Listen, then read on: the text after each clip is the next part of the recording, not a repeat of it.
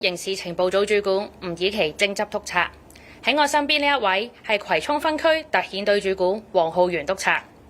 今日我哋會就兩宗於尋日，即係4月16號夜晚，分別響荔景地鐵站同埋美孚港鐵站發生嘅搶掠案作出案情簡報。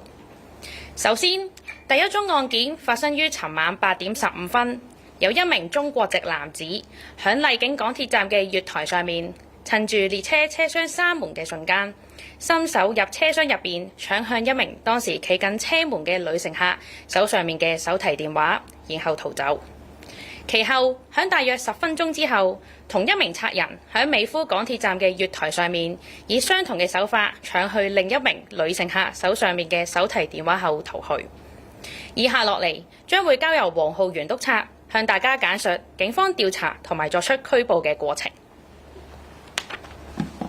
警方喺接獲案件舉報之後，葵涌分區特遣隊人員同埋葵青警區刑事情報組人員立即展開調查。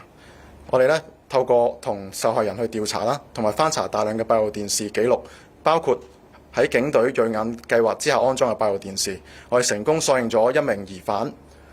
並且喺今日，即係2026年嘅4月17日嘅早上喺油塘區拘捕咗一名本地男子，24歲，姓顏嘅。咁亦都成功去到起回案中2部被搶去嘅手提電話，同埋